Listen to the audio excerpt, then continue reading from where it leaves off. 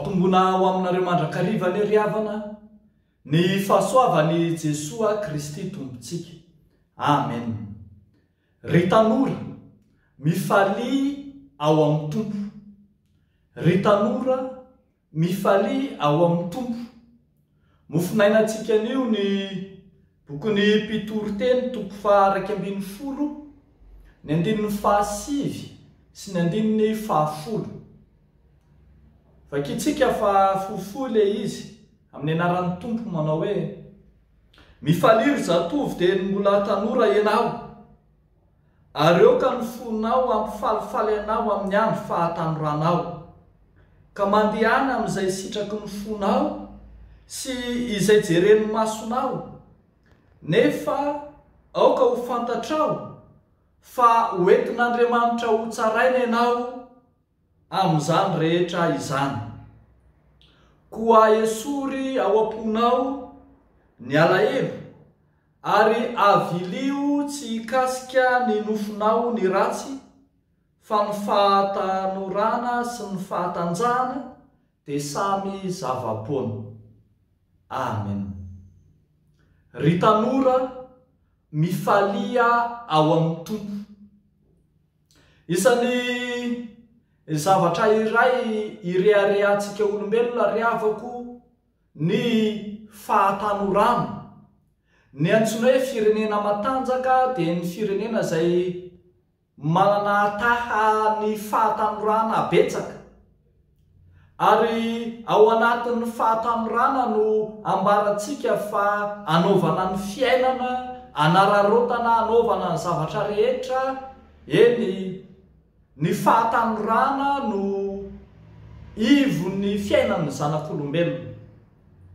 Ambaran'ny soratra masina ary fa afaka manararoatra ihany koa amin'ny fifaliana isika ao anatin'ny fahatanorana. Mifaliry zatovo dia ny mbola tanora ianao. Afaka manararoatra manao izay mahafaly ny fo, izay hetahetan'ny fanahy, izay rehetra tiantsika atao ao anatin'ny fahatanorana. Amin'ny maha-kristianina nefa dia misy ihany ny fepetra manaraka ny fifaliana kristianina mba ho zary lasa fifaliana ao amin'ny tompo, fifaliana ao amin'Andriamanitra, ny fifaliantsika. Ambara eto fa ao amin'Andriamanitra dia tokony ho alavirina ny faharatsiana na dia mifaly aza. Ao amin'Andriamanitra dia tokony tsy handalo anatsika ny fanaovana alahelo-po na dia mifaly aza. Izany hoe fifaliana araka ny sitrapon'Andriamanitra no fifaliana tokony hananantsika. Faharavoravoana miaraka amin'Andriamanitra sy manaraka ny fepetran'Andriamanitra no takiana amintsika. Ambara mantsy ry havako, ambara mantsy fa misy fetrany avokoa ny zavatra rehetra. Io fahatanoranao io misy fetrany, ary na ny fifalianao aza dia fifaliana manapetra raha tsy miaraka amin'Andriamanitra. Ambaran'ity soratra masina ambany masontsika ity fa Andriamanitra mahita ny zavatra rehetra. Andriamanitra mahita ny fiainan'ny tanora. Andriamanitra ka tsy azontsika anafianan-javatra, indrindra ilay Andriamanitra mpitsara rahatrizay.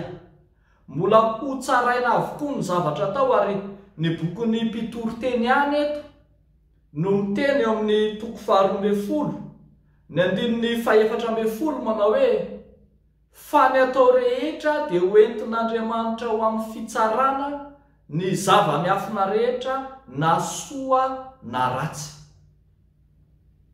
Ny bokin'ny Romanina toko faha 2 dia manazava amintsika misimisy kokoa amin'ny atsipiriany momba zany fitsarana any aparan'izany. Hoy ny voalaza amin'ny Romanina toko faha 2, ny 15 sy ny 9 ary 7 manao hoe: fa niditranao sy ny fonao tsy mibebaka no iraketanao fahatezerana ho anao amin'ny andro fahatezerana sy fampisehoana ny fitsarana marin'Andriamanitra izay amaly ny olona rehetra araka ny asany avy.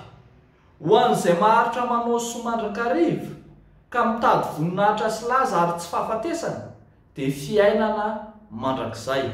Fa ho an'izay mitady ho an'ny tenany ihany kosa sady tsy manaraka ny marina fa manaraka ny tsy marina dia fahavinirana sy fahatezerana. Ry havako malala ao amin'ny Tompo, ry tanora malala ny Jesosy Kristy ararotiny fahatanoranao. Raha tanora ianao, afaka mifaly, afaka miravoravo, afaka manao ny fanaon'ny tanora, tsy voatery ho tsy manaraka fiainana. Lazain'ny olona sy omezan'ny olona hoe tsy manara-damody, tsia. Afaka mifaly ianao, afaka manaraka ny filan'ny tanora ianao, saingy izao tsarovy ny sitrapon'Andriamanitra. Ny sitrapon'Andriamanitra tsy azonao dikaina na dia tanora aza ianao. Raha te hifaly araka ny namanao ianao, tsy maninona fa aza manda ny sitrapon'Andriamanitra. Aoka tsy hihoatra ny sitrapon'Andriamanitra ny fifaliany fahatanoranao. Aoka tsy handika ny fitsipik'Andriamanitra sy ny maha-kristianina anao ny mahatanoranao. Tsarovy fa kristianina amin'ny Tompo aloha ianao, izay vao tanora, ka azonao atao ny fiainan'ny fahatanoranao raha toa ka manaraka ny sitrapon'Andriamanitra izany. Afatrary ho an'ny tanora rehetra mifalia ao amin'ny Tompo. Ao amin'ny Tompo dia feno ny fifaliana. Ny fifaliana any ivelan'ny Tompo dia fifaliana vonjy tavanandro, mety mbola ho tediavinao indray raha pitso, fa ny fifaliana amin'Andriamanitra fifaliana amin'ny fahatanterahana sy amin'ny fahafenoana. Izao tontolo izao dia mandalo fotsiny ihany araka ny ambaran'ny bokin'ny mpitoroteny hoe zava-poana, mandalo éphémère. Eny ny dika teny hoe zava-poana dia mitovy amin'ny hoe rivotra na aloka fotsiny ihany izany. Fa ny ao amin'ny Kristy, ny ao amin'Andriamanitra no anananao fifaliana maharitra mandrakizay. Mandehana ry havako, ry tanora, mifalia ao amin'ny Tompo. Dia ho an'Andriamanitra irerian'ny voninahitra. Amen. Hivavaka isika. Misaotra anao izay ry Andriamanitra ray zanaka fanahy masonao.